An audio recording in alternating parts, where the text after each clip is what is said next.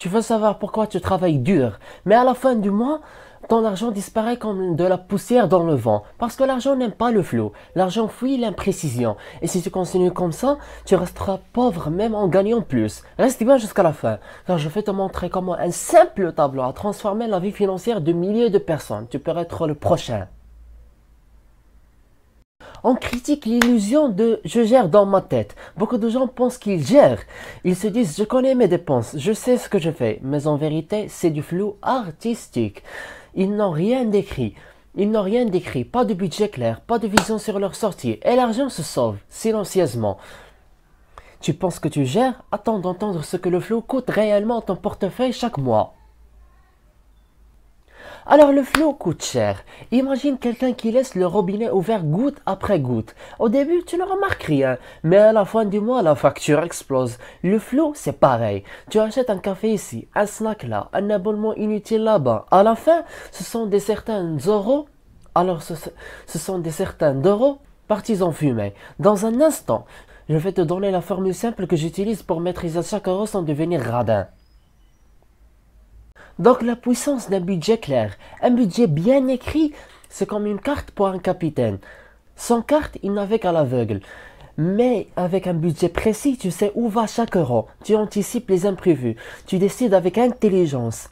Tu veux un exemple concret? Reste encore 2 minutes. Et je vais te montrer comment je budgétise même mes cadeaux et mes aumônes. Donc être précis ne veut pas dire être avare. Certaines personnes ont peur du mot budget. Ils croient que c'est pour les gens stressés, radins, limités. Mais non. Être précis, c'est respecter ton argent. C'est te respecter toi-même. Tu ne dis pas non à tout. Tu choisis en conscience. Tu veux continuer à dire je n'ai pas d'argent chaque fin de mois ou tu veux devenir le maître de tes finances. Mais comment commencer dès aujourd'hui? Premièrement, prends une feuille ou ouvre une application.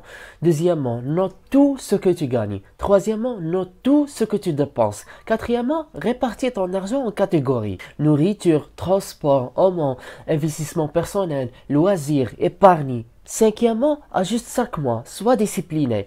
Le prochain conseil est celui qui m'a fait passer d'un compte vide à une épargne mensuelle régulière. Ne rate surtout pas ça.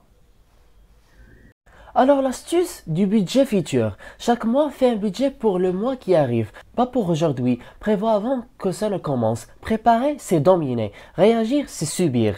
Réagir, c'est subir. Tu veux un exemple de budget islamique équilibré avec sadaqa, projet et plaisir? Je te le donne dans quelques secondes. Donc le budget aligné avec Allah. Ton argent est une amana, une responsabilité. Tu vas en rendre des comptes. Alors budgétiser, ce n'est pas juste une question de discipline, c'est un acte spirituel. Tu dis à ton âme, je suis le gardien, pas l'esclave de l'argent. Tu mets Allah au cœur de tes dépenses. Ça veut dire au centre de tes dépenses. Tu as tenu jusqu'ici, bravo. Maintenant le plus important, comment garder cette discipline toute l'année? Donc il faut la régularité. Et celle-ci, c'est la vraie richesse. Un bon budget une fois, c'est bien. Mais le faire chaque mois, sans exception, c'est ce qui fait la différence entre les pauvres organisés et les riches inattentifs. Celui qui répète les bonnes actions gagne toujours à la fin. L'argent respecte celui qui le respecte.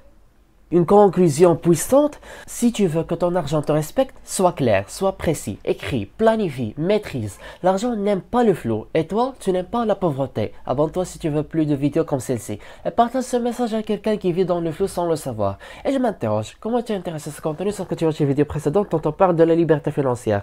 Watchlist, c'est un héritage cognitif à l'humanité. À très bientôt.